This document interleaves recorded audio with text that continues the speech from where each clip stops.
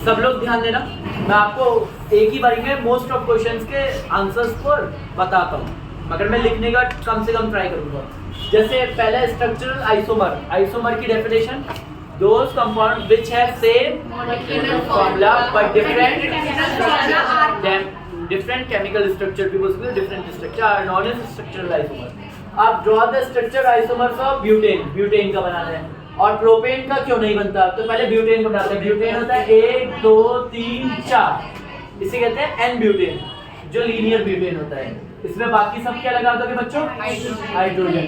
पहला तो ये हो गया। दूसरा, इसमें एक हटा के क्या कर दोगे, यहाँ पे लगा दोगे 1 2 3 4 5 6 7 8 9 10, यहाँ पे हाइड्रोजन। तो एक ब्यूटेन हुआ एन ब्यूटेन, और दूसरा हो गया सेक ब्यूटाइल, सेक ब्यूटेन। अब इसे आइसोब्यूटेन, सॉरी आइसोब्यूटेन कहना, सेक तो नहीं, आइसोब्यूटेन कहना। तो हमारे पास कितने स्ट्रक्चर बने, 2। ज्यादातर पेंटेन के आते हैं। मैं पहले ही बोल रहा हूँ, इस पेपर में मुश्किल करने के लिए ब्यूटेन लिया, क्योंकि सब बच्चे रट के गए थे पेंटेन, क्योंकि पेंटेन ही हर बार आता है। पेंटेन के 3 बनते हैं, एन पेंटेन, आइसोपेंटेन, नियोपेंटेन।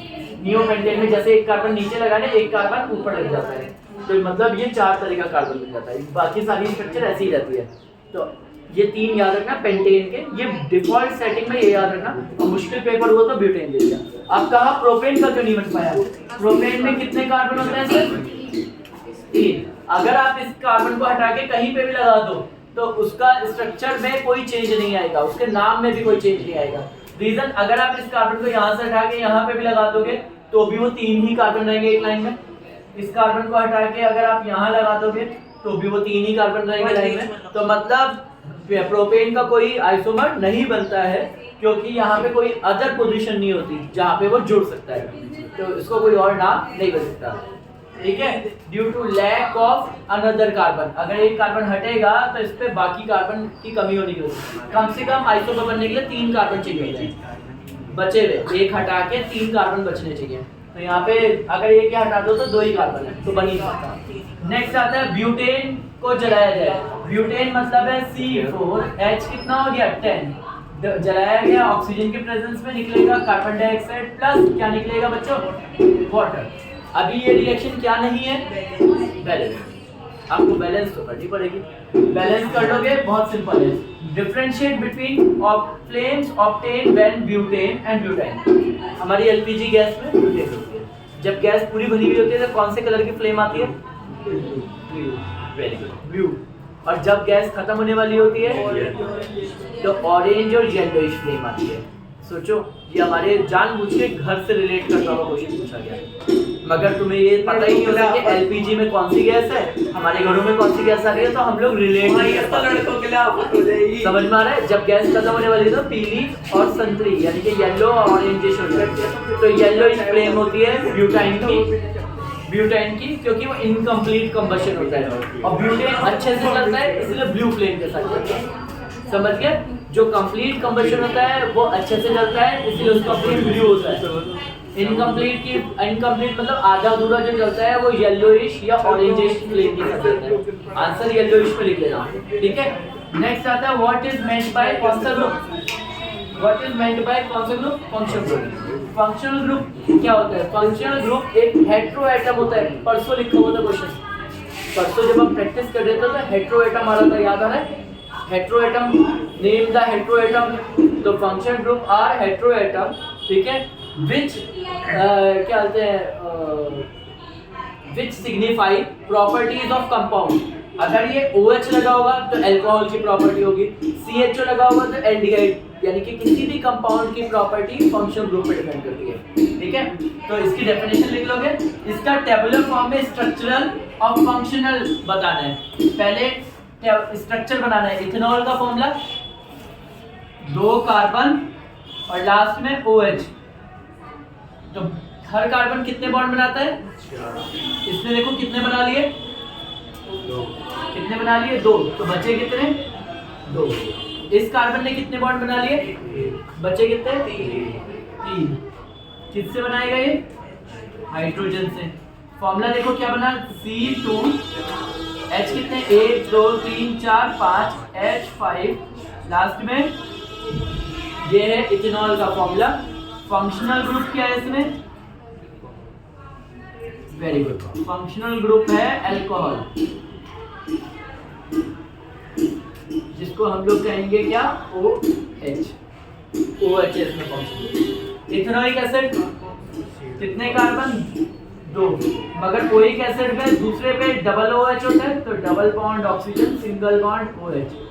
यहाँ पे 1 2 3 फॉर्मूला बन जाएगा CH3 COOH।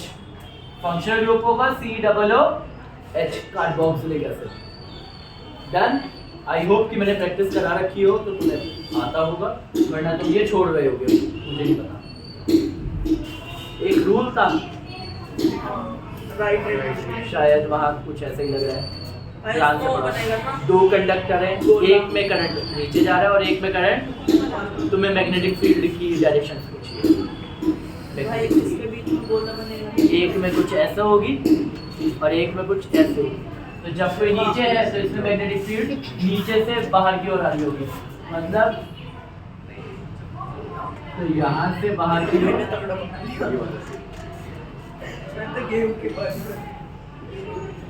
ये होगी, और जब इसमें होगी तो ऊपर जा रहा है, तो यहाँ से अंदर, यहाँ से बाहर, यहाँ से अंदर, वहां से बाहर। अब एक पॉइंट बताओ कि O पॉइंट पे क्या महसूस हो रहा होगा? O पॉइंट पे मैग्नेटिक फील्ड कितनी प्रोड्यूस हो रही होगी? क्योंकि जितनी इधर से आई उतनी इधर से गई, तो दोनों माइनस होने के बाद पॉइंट कितना फील कर रहा होगा? 0। तो O पॉइंट पे 0 मैग्नेटिक फील्ड महसूस कर रहा होगा, 0 फोर्स, ना वो आगे जा पा रहा है ना वो पीछे जा पा रहा है, वो कहीं पे भी मूव नहीं कर पा रहा, वो एक ही जगह अटका रहेगा। वहाँ पे कुछ रखेंगे, यानी कि अगर वहाँ पे कोई मेटल का है, हमने ऐसा कुछ बना दिया, कोई मेटल का पीस रखा था, वहीं रह जाएगा। जादू। और ऐसा लगे एंटी ग्रेविटी है, वो फंस जाएगा, ना इधर जा पाएगा ना इधर जा पाएगा, और ग्रेविटी के सेंस में भी अलग कर देना। नेक्स्ट आता है हमारे घरों में 220 AC वोल्टेज आती है। कुछ टाइम पहले मैंने AC पढ़ाया था। टाइम के साथ जो बदलता है उसे ऑल्टरनेटिंग करंट कहते हैं, जो टाइम के साथ फिक्स रहता है उसे डायरेक्ट करंट कहते हैं। सेल, बैटरी, इन्वर्टर की बैटरी, जितनी भी बैटरीज होती हैं, सेल होते हैं, उन सब में DC होता है, और हमारे घरों में क्या आता है? AC आता है। अब AC जो है वो कितने वोल्ट पे चल रहा है? 220। ध्यान से देखो क्या है, what are the different wires called. यहाँ पे 3 कलर की वायर है, लाल, काली और हरी। तो बताओ लाल वाली वायर का नाम क्या होगा? Correct, the red colour wire is live wire. Black वाली, मुझे ऐसे लग रहा है तुम सब भी न्यूट्रल ही हो रखे हो। जवाब देखो कितनी देर से आ रहा है, तुम लोगों की प्रिपरेशन में बहुत गैप है। तुम लोगों को एक और बात है, प्लीज एक चीज मत रखना, तुम में से मुझे ऐसा ना महसूस हो कि कुछ लोग अपने अंदर एक कॉन्फिडेंस से ओवर कॉन्फिडेंट पे चले जाते हैं। उनको ओवर कॉन्फिडेंस तो शायद ये देख के समझ में आ रहा होगा, और ये नहीं है कि मैं मन गढ़ंत अपने मन से पेपर लेके कर रहा हूँ। ये इस पेज को तो ऐसा याद रखो, क्योंकि ये पेज तुम्हें भी दिखेगा अगले 15-17 दिन के बाद, तुम्हें भी ये ऐसा ही पेज देखने को मिलेगा, बस यहाँ अलग अलग सब्जेक्ट लिखा होगा मगर मिलेगा यही इंस्ट्रक्शन वाला पेज। तो कॉन्फिडेंस और ओवर कॉन्फिडेंस बहुत पतली लाइन का डिफरेंस है।